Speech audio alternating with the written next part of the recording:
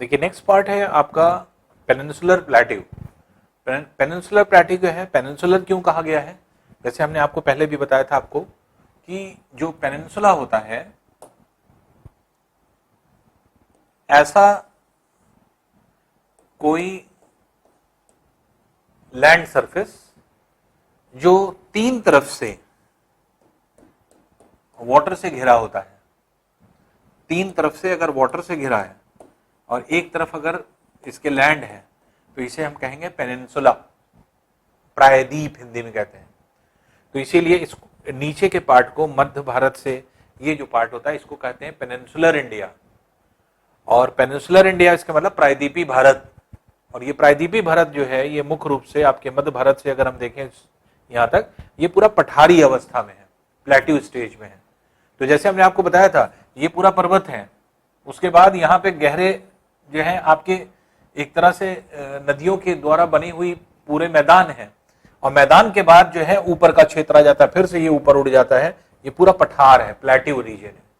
Plateau हमने आपको explain किया था, उठे हुए वो भाग जिनके पॉइंट नहीं होते, पीक नहीं होती, टॉप मोस्ट पॉइंट नहीं होता।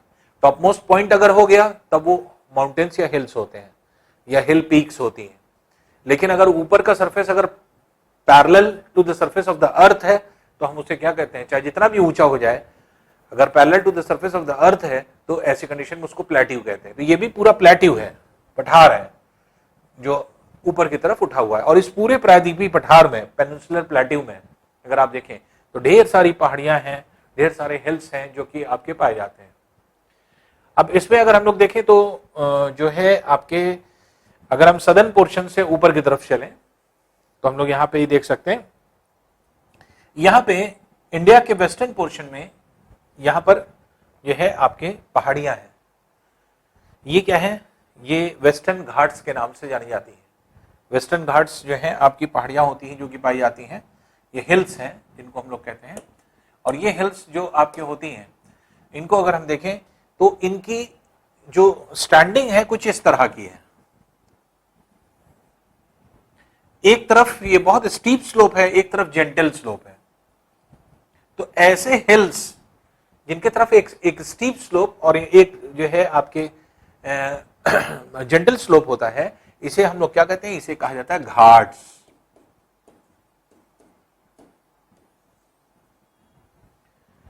तो इसीलिए इनको जो है आपके वेस्टर्न घाट्स बोला गया है।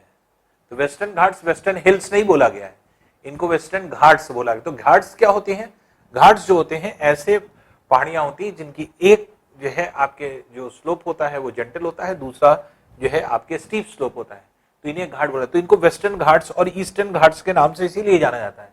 इनकी एक तरफ जो है आपके जो स्लोप है वो पूरी खड़ी हुई स्लोप है, और जिसके सहारे, जैसे मान लीजिए कि वेस्टर्न घाट्स हैं तो यहां से जितना भी मानसून जाता है वो सब इन पहाड़ियों से टकरा करके यहीं पे गिर जाता है, वर्षा करता है, खूब जो है रेनफॉल होती है। तो यहां से आने वाला जो मानसून होगा ये सब क्या इससे टकराएगा, और इसके टकराने की वजह से वेस्टर्न कोस्ट पर खूब बारिश होती है। तो ये खड़ा हुआ पूरा जो है आपके ढाल है, तो ये घाट्स के नाम से इसीलिए जाना जाता है। जबकि दूसरी तरफ ये जेंटल स्लोप के रूप में है, और जेंटल स्लोप बनते बनते ये पूरा पठार हो जाता है, आगे जाकर के पूरा प्लेट्यू रीजन बन जाता है।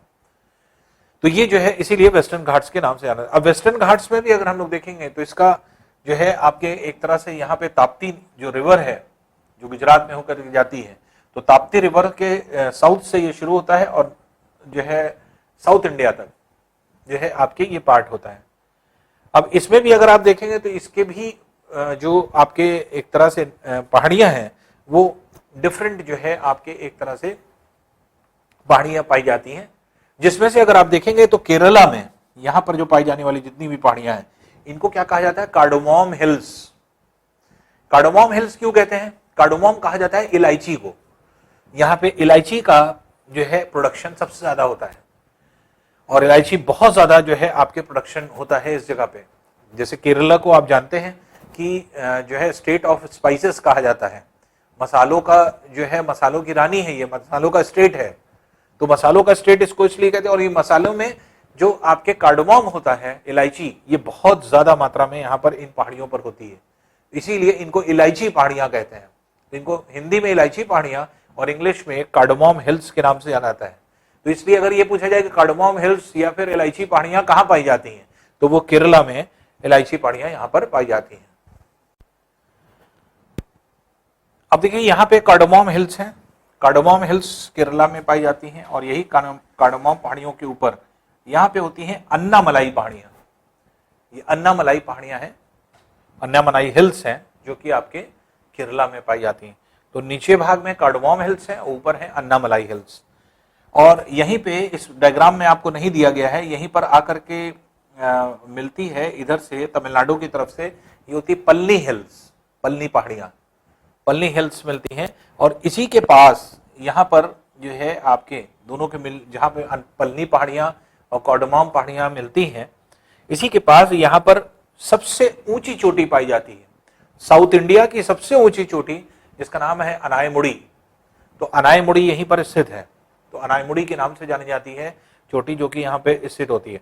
और इसी कार्डामोम हिल्स में एक है यहाँ पर सदर्न मोस्ट पार्ट में एक छोटी सी चोटी, वो नाम महेंद्रगिरी नाम से। तो महेंद्रगिरी नाम की दो चोटियां हैं, एक महेंद्रगिरी है उड़ीसा में जो भी आप पढ़ेंगे, और एक महेंद्रगिरी यहाँ पे है जो कि कार्डामोम हिल्स में भी पाई जाती है। तो सदर्न पार्ट में महेंद्रगिरी यहाँ है। तो कार्डामोम हिल्स, उसके ऊपर है अन्नामलाई, और फिर इधर से आई है पल्नी। ये तीन पहाड़ियां हैं यहाँ पर मिलती हैं। तो यहीं पर जहां पे पल्नी और अन्नामलाई मिलते हैं, कार्डामोम हिल्स मिलती हैं, वहीं पर होती है अनायमुड़ी। तो अनायमुड़ी जो कि आपके बुक में भी दिया गया है, 2695 मीटर ऊंची होती है सी लेवल से।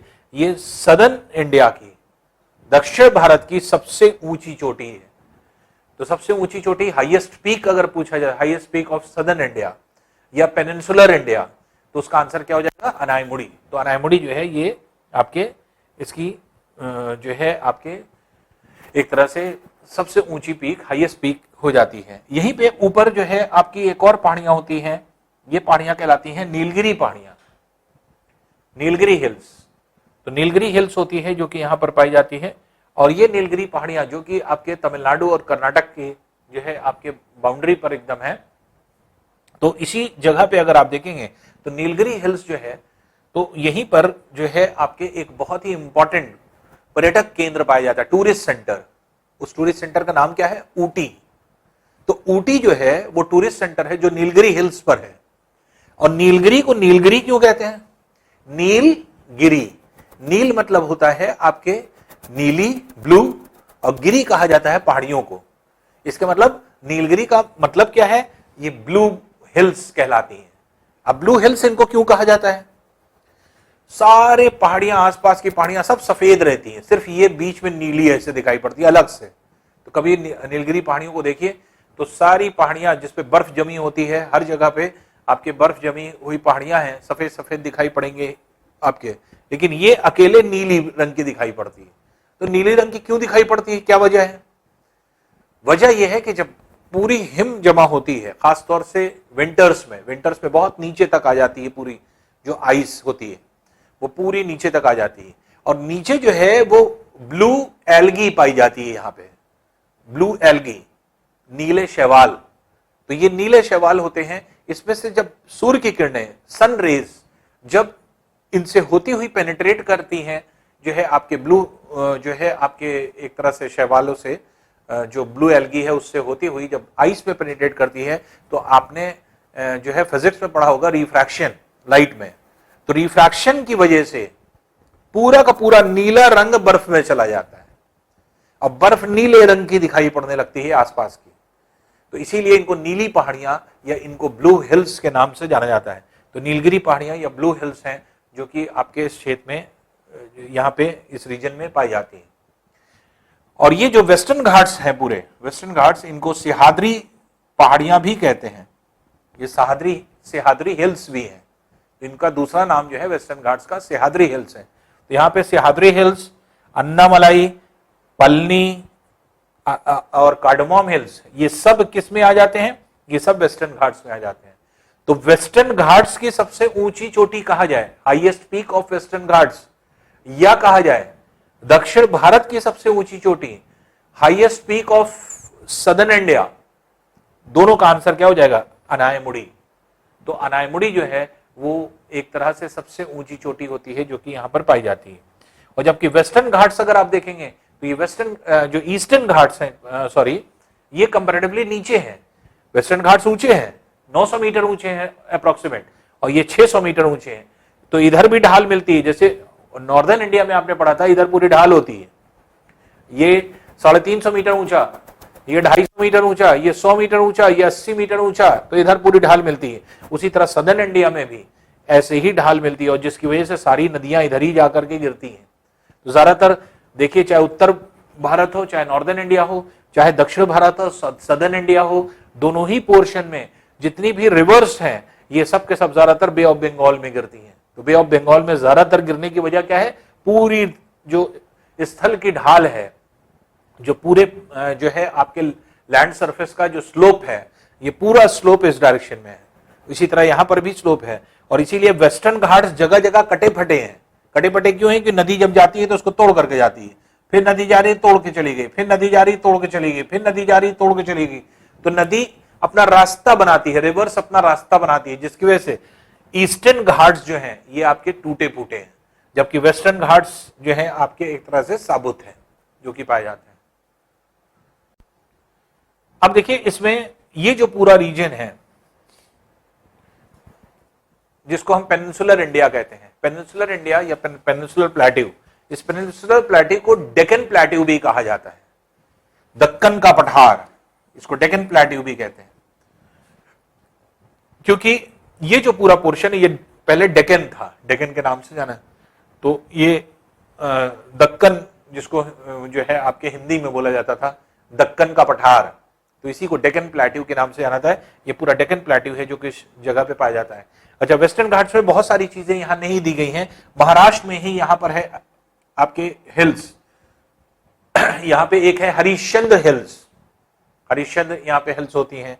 यहीं पर है आपकी अजंता एलोरा, अजंता एलोरा आपने पढ़ा होगा, अजंता एलोरा की गुफाएं, अजंता एलोरा केव्स जो आपके पाए जाते हैं, वो यहां पर जो है आपके पाए जाते हैं। दूसरा, अजंता एलोरा में जैसे आपने हिस्ट्री का टॉपिक होता है ये, तो अजंता एलोरा में जैसे मान लीजिए आपके पूछे जाते हैं जैसे अजंता में और एलोरा में क्या फर्क है, तो एलोरा में जो पाए जाने वाले जो जितने भी टेम्पल्स हैं और जो आपके एक तरह से अजंता में पाए जाने वाले टेम्पल्स हैं, उनमें थोड़ा सा फर्क है। एलोरा में पाए जाने वाले जितने भी टेम्पल्स हैं वो जैनिज्म जो है आपके धर्म को फॉलो करते हैं। तो किस रिलीजन के टेम्पल्स हैं? ज्यादातर जैनिज्म, जैन धर्म के। और जहां पर आपके एक तरह से अजंता है, अजंता में हिंदुइज्म और जैनिज्म दोनों के जो है आपके टेम्पल्स पाए जाते हैं। अजंता एक ऐसी जगह है जहां पर 100 से ज्यादा मंदिर एक साथ स्थित है, एक ही जगह पे। तो ये जो है आपके अजंता एलोरा केव्स कहलाता है। तो यहीं पर जैसे मुंबई के पास आपके एक और है एलिफेंटा केव्स, महाराष्ट्र में ही मुंबई के पास एलिफेंटा केव्स भी है। तो एलिफेंटा केव्स जो है वहां पे शैविज्म जो है आपके एक तरह से धर्म है, रिलीजन शैविज्म, जो भगवान शिव की पूजा करता है, तो वो जो है शैविज्म कहा जाता है उनको। तो ये शैविज्म जो है आपके धर्म के, रिलीजन के मंदिर होते हैं, जो कि टेम्पल्स होते हैं, जो कि यहां पर पाए जाते हैं। फिर इसी जगह पर अगर हम लोग देखें तो ऊपरी भाग में अगर हम देखें तो ये जो पूरा रीजन है ये सतपुड़ा और विंध्य पर्वत है, बहुत इंपॉर्टेंट पर्वत सतपुड़ा और हिंद। और ये जो सतपुड़ा और जो विंध्य पर्वत हैं ये एक तरह से मध्य प्रदेश और महाराष्ट्र की सीमा भी बनाते हैं। महाराष्ट्र, इसके नीचे महाराष्ट्र है, इसके ऊपर मध्य प्रदेश शुरू हो जाता है, तो मध्य प्रदेश और महाराष्ट्र की सीमा है। और इसी में जो सतपुड़ा रेंज है, सतपुड़ा रेंज के नीचे घाटी में जो है वैली में बहती है ताप्ती रिवर, यहाँ ताप्ती रिवर बहती है। और सतपुड़ा और विंध्य माउंटेन्स के इनके रेंज के बीच में यहां बहती है नर्मदा, तो नर्मदा भी यहीं पर आकर के गिरती है। तो नर्मदा जो रिवर है वो किसके बीच में है? विंध्य और सतपुड़ा के बीच में जो पाई जाने वाली घाटी है, वैली है, उस वैली में बहती है नर्मदा, जो यहां पर पाई जाती है। तो ये जो है आपकी नदी होती है जो यहां पर आके गिरती है।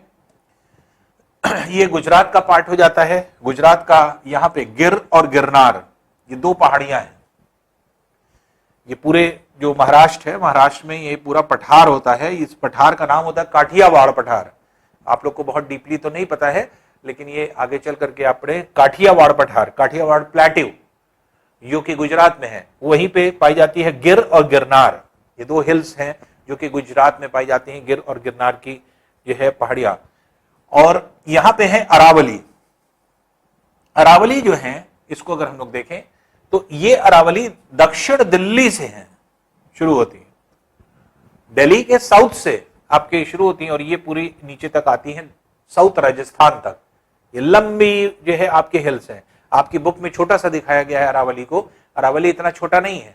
ये दक्षिण दिल्ली से शुरू होता है और ये दक्षिण यहां पे आता है। और बल्कि दिल्ली में इसकी एक शाखा भी है, इसकी एक शाखा थी जो आपके यहां पर पाई जाती है, तो रायसीना पहाड़ियां, रायसीना हिल्स। और उसी दिल्ली में जो रायसीना हिल्स थी उसी को काट करके राष्ट्रपति भवन बनाया गया है।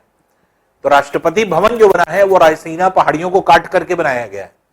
इसीलिए राष्ट्रपति भवन को अक्सर जब देखते हैं, जब प्रेसिडेंट का चुनाव होता है तो रायसीना इलेक्शंस भी कहा जाता है या रायसीना हिल्स भी कह दिया जाता है इनको, राष्ट्रपति भवन को। तो राष्ट्रपति भवन को जब भी प्रदर्शित किया जाता है तो राष्ट्रपति भवन रायसीना हिल्स पर बना जो है आपके काट करके बनाया गया है। तो ये जो है रायसीना भी इनका एक्सटेंशन ही अरावली का। तो अरावली जो है आपके इस क्षेत्र में पाया जाता है। अरावली और विंध्य के बीच में ये पूरा रीजन जो होता है इसे कहते हैं मालवा पठार, मालवा प्लेट्यू। तो मालवा प्लेट्यू किसके बीच में है? इधर अरावली, इधर जो है आपके विंध्य। तो विंध्य और अरावली के बीच में जो पूरा मध्य प्रदेश का रीजन है, तो इस पूरे मध्य प्रदेश के रीजन को मालवा प्लेट्यू के नाम से जाना जाता है। और यहीं पे मालवा प्लेट्यू है। फिर और ऊपर अगर चले जाएंगे तो यहीं पर जो है आपके उत्तर प्रदेश और मध्य प्रदेश के और भी जो है जो आपके प्लेट्यू होते हैं छोटे छोटे, वो अब के आ जाते हैं। लेकिन आप लोगों को बहुत डीपली नहीं पढ़ना है और ना ही बहुत ज्यादा जो है आपके उसमें जाना है। जहां पे आपने पढ़ा ये सतपुड़ा, अब देखिए इसमें जो सतपुड़ा रेंज है उसी के नीचे यहां पर एक और पर्वत है, इन्हें कहा जाता है महादेव पहाड़ियां, महादेव हिल्स। तो महादेव हिल्स भी यहीं पर स्थित है, जो कि आपके यहां पर पाए जाते हैं, लोकेटेड है। तो विंध्य रेंज है, फिर सतपुड़ा रेंज है, फिर महादेव हिल्स है जो कि यहां पे पाए जाते हैं। फिर यहीं से जो है मध्य प्रदेश से छत्तीसगढ़ अलग होने लगता है। तो यहां पे जो है आपके एक तरह से तीनों पहाड़ियां होती हैं। विंध्य रेंज हो जाती है, सतपुड़ा रेंज हो जाती है और महादेव रेंज हो जाती है, जो कि इस क्षेत्र में, इस रीजन में पाई जाती है। इसके अलावा जो रीजन है अगर हम लोग देखें तो छत्तीसगढ़ का रीजन है। तो मध्य प्रदेश और छत्तीसगढ़ यहां से अलग हुआ है। यहां पे होता है आगे चल करके, ये है मैकाल हिल्स, मैकाल पहाड़ियां। मैकाल हिल्स ही मध्य प्रदेश और छत्तीसगढ़ को अलग करती है। तो मध्य प्रदेश और छत्तीसगढ़ यहां से अलग हो जाता है इस मैकाल हिल्स की वजह से, जो कि यहां पर जो है पाया जाता है। दूसरी इंपॉर्टेंट चीज ये होती है कि अब जैसे यहां पे आपने पढ़ा ये पूरा मालवा पठार है, ये मालवा पठार होता है। इस पूरे रीजन में अरावली के इधर की तरफ मालवा पठार है और इस तरफ अगर हम वेस्टर्न पोर्शन में आएंगे तो ये है राजस्थान का रीजन। राजस्थान के वेस्टर्न पार्ट में अगर हम लोग देखें तो ये जो पूरा रीजन है, यहां पे बहुत स्कैंटी रेनफॉल होती है, बहुत कम रेनफॉल। जिस जगह पर एक साल में per year less than 50 centimetre of rainfall होती है, उस जगह को क्या कहा जाता है? डेजर्ट। तो ये डेजर्ट है, तो इसको ग्रेट इंडियन डेजर्ट या थार डेजर्ट कहते हैं। तो ये थार डेजर्ट या ग्रेट इंडियन डेजर्ट कहलाता है, जिसका most of the portion India में है। पाकिस्तान में भी है रीजन, लेकिन जो मोस्ट ऑफ द रीजन है वो इंडिया में है। तो थार डेजर्ट जो है आपके एक तरह से, या ग्रेट इंडियन डेजर्ट, ये राजस्थान में जो है पाया जाता है, जो कि इस जगह पर है। और ये जो आपके पूरा रीजन है ग्रेट इंडियन डेजर्ट, तो ये एक तरह से जो है ये रीजन जो है पूरा तरह से मरुस्थल है, डेजर्ट है, डेजर्टेड रीजन के रूप में जाता है, जहां पे बहुत ज्यादा गर्मी भी होती है, बालू होती है, ये पाई जाती है इस पूरे रीजन में। अच्छा, इसी मालवा पठार के और थोड़ा सा ऊपर चले जाएं तो दो छोटे और जो है पठार होते हैं, प्लेट्यू। तो एक होता है बुंदेलखंड और एक होता है बघेलखंड। तो बुंदेलखंड जैसे, जहां बुंदेलखंड जैसे झांसी वाला रीजन जो है, जहां पे झांसी है, वो क्या है आपके बुंदेलखंड का रीजन। और बघेलखंड यहां पे पाया जाता है जो कि इस जगह पर स्थित है। तो बुंदेलखंड और बघेलखंड ये दो बहुत इंपॉर्टेंट है जो कि उत्तर प्रदेश मध्य प्रदेश की बाउंड्री पर जो है आपके पाए जाते हैं। इसके अलावा ये जो पूरा ईस्टर्न पोर्शन में अगर आप देखेंगे, ये पूरा रीजन जो है ये कहलाता है छोटा नागपुर पठार। ये छोटा नागपुर पठार है। नागपुर जो शहर है वो यहां है, इस जो है आपके रीजन में, महाराष्ट्र में है। लेकिन यहां पे अगर आप देखेंगे तो ये जो रीजन आपके पाया जा रहा है वो है छोटा नागपुर। तो छोटा नागपुर प्लेट्यू अगर कहेंगे तो ये पूरा रीजन होता है। इस पूरे रीजन को छोटा नागपुर रीजन कहते हैं। इस रीजन में कौन कौन आता है? यहां पे आता है छत्तीसगढ़, छत्तीसगढ़ का ईस्टर्न पोर्शन आ जाता है ये। फिर ये आ जाता है झारखंड, झारखंड भी इसी में आ जाता है। वेस्ट बंगाल भी इसी में आ जाता है। उड़ीसा का रीजन भी इसी में आ जाता है। तो छोटा नागपुर रीजन जो है या छोटा नागपुर प्लेट्यू ये कई स्टेट में फैला हुआ है। ये क्या है? ये आपके वेस्ट बंगाल में, झारखंड में, छत्तीसगढ़ में और जो है आपके पाया जाता है इस रीजन जो उड़ीसा का रीजन है। और ये पूरा छोटा नागपुर रीजन किस लिए फेमस है? फेमस इसलिए है क्योंकि ये ऐसा रीजन है यहां पर मोर देन 60% इंडिया के मेटल्स और मिनरल्स मिलते हैं। मोर देन 60% इंडिया के मेटल्स और मिनरल्स यहीं पर पाए जाते हैं। और मोर देन 80% मिनरल, जिसमें कोल, जिसको कहा जाता है कोयला, इंडिया का कोयला मोर देन 80% अकेले यही छोटा नागपुर में है। जिसमें सबसे ज्यादा कोयले को अगर हम देखेंगे कोल प्रोडक्शन में झारखंड सबसे ज्यादा आगे है। झारखंड सबसे ज्यादा होता है। झारखंड में जो है आपके एक तरह से, बिहार में ऊपर जाएंगे तो बिहार में नहीं है।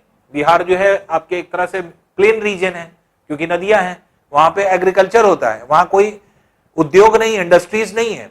लेकिन जैसे ही बिहार से झारखंड चलेंगे, नीचे आए, वैसे ही आपको इंडस्ट्रीज शुरू हो जाएंगे। पूरा छोटा नागपुर रीजन जो है, ये छोटा नागपुर रीजन जो है ये पूरा का पूरा क्या है? पूरा का पूरा इंडस्ट्रियल रीजन है। यहाँ पे इंडिया के बड़े बड़े उद्योग लगे हैं, इंडस्ट्रीज लगी हुई हैं। चाहे वो झारखंड हो, चाहे वो छत्तीसगढ़ हो, चाहे वो उड़ीसा हो, चाहे वो वेस्ट बंगाल हो, इन सभी रीजन में, छोटा नागपुर रीजन में आपके इंडस्ट्रीज लगी। क्यों इंडस्ट्रीज लगी हैं? इंडस्ट्रीज वहां पर एस्टैब्लिश होती हैं जहां पे जो है रॉ मटेरियल मिले, मेटल्स और मिनरल्स मिले, आपके जहां पर आपके एक तरह से फ्यूल मिले। फ्यूल जैसे कोयला है, क्योंकि जैसे मान लीजिए आयरन एंड स्टील कंपनी है, तो आयरन एंड स्टील कंपनी को क्या चाहिए? कोयला। क्योंकि किसी भी लोहे को अगर बनाया जाएगा, गलाया जाएगा, वो कैसे? आग से। तो आपके कोल की जरूरत पड़ती है। तो यहां पर कोयला भी अवेलेबल है, मेटल्स और मिनरल्स भी अवेलेबल है, इसलिए उद्योग आसानी से लग रहे हैं। और कहीं अगर उद्योग लगाए जाएंगे, इंडस्ट्रीज लगाई जाएंगी, तो उस सामान को कहीं भेजना पड़ेगा, तो ट्रांसपोर्टेशन कॉस्ट बढ़ जाएगी। और ट्रांसपोर्टेशन कॉस्ट बढ़ जाएगी तो किसी भी प्रोडक्ट की कॉस्ट बढ़ जाती है। तो प्रोडक्ट की कॉस्ट तो हम कम से कम करते हैं, इसलिए कम करते हैं कि जो अवेलेबल मटेरियल है उस रीजन के, वहां पर हम लोग उसका इस्तेमाल कर सकें। तो छोटा नागपुर रीजन जो है वो एक तरह से इंडस्ट्रियल रीजन के रूप में जाना जाता है। और ये इंडस्ट्रियल रीजन है पूरा इस जो है जगह का। एक और इंपॉर्टेंट चीज आपने देखा, जैसे यहां से छूट गई, जो बुंदेलखंड और बघेलखंड है, यही बुंदेलखंड बघेलखंड की सीमा पर जो बाउंड्री है इसकी, यहीं पर पाया जाता है पन्ना, मध्य प्रदेश का पन्ना जिला, पन्ना डिस्ट्रिक्ट। और पन्ना डिस्ट्रिक्ट किस लिए फेमस है?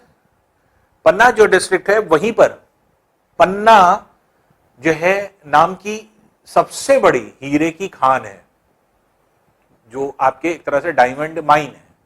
डायमंड वहीं से आपके एक्सट्रैक्ट किया जाता है, निकाला जाता है।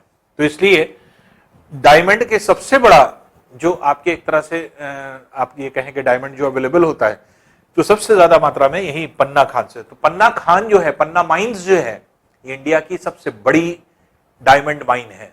तो डायमंड माइन अगर हम कहें तो ये पन्ना माइन हो जाती है, जो कि इस रीजन में यहां पर जानी जाती है। तो ये जो है आपके एक तरह से ये पठार हो जाते हैं जो कि मेनली इस रीजन में आपके पाए जाते हैं। उसके अलावा अगर हम देखें तो इंडिया में ये पठार है, ये पठार है, ये भी पठार है, ये भी पठार है, ये सारा पठारी रीजन है। उसी तरह से अगर हम ईस्टर्न पोर्शन में चले जाएं तो ये है मेघालय। मेघालय भी पठार है, इसके नीचे बांग्लादेश बहुत नीचा है, जो आसपास में ब्रह्मपुत्र का रीजन है असम, ये भी नीचा है, लेकिन मेघालय बहुत ऊंचाई पे है।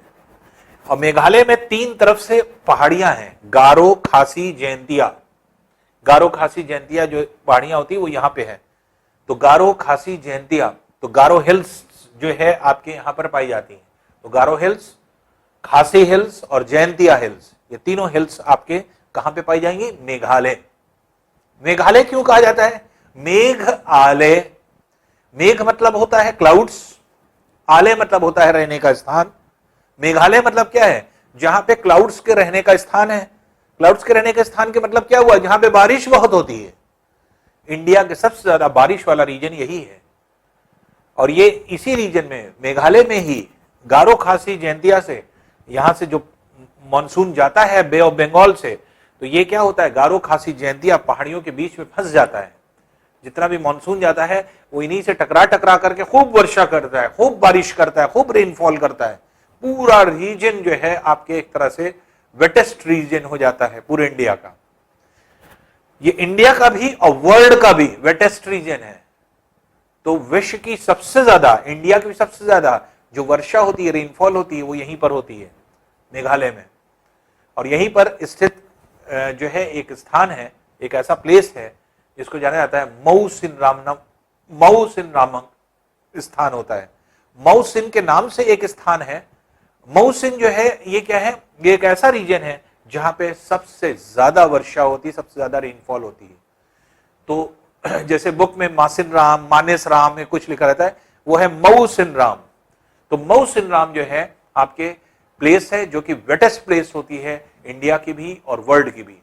और यहीं पर वर्ल्ड की दूसरी, इंडिया की दूसरी सबसे वेटेस्ट प्लेस भी यहीं पर पाई जाती है, जो दूसरी सर्वाधिक वर्षा रिकॉर्ड करती है, जो सेकंड जो है हाईएस्ट रेनफॉल को रिकॉर्ड करती है।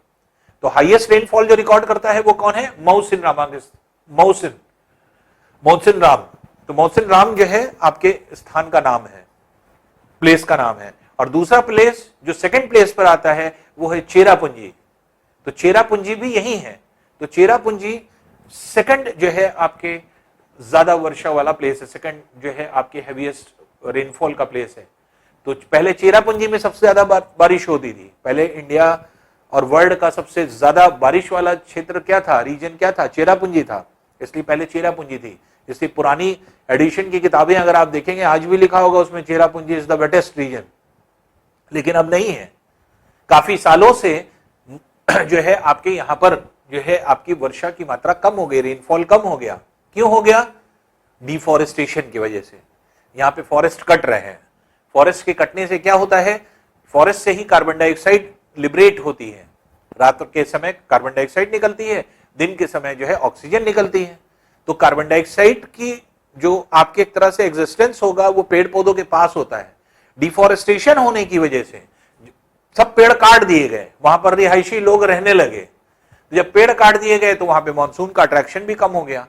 तो वहीं से डाइवर्ट होकर के मऊसिन राम नामक रीजन में जो है आपके सबसे ज्यादा वर्षा होने लगी, रेनफॉल होने लगी। इसलिए मऊसिन राम जो है वो जो है वेटेस्ट प्लेस है, सबसे ज्यादा जो है आपके रेनफॉल वाला रीजन, हाईएस्ट रेनफॉल वहां से रिकॉर्ड होती है। और सेकंड हाईएस्ट रेनफॉल चेरापूंजी, जो कि इसी रीजन से आपके रिकॉर्ड की जाती है।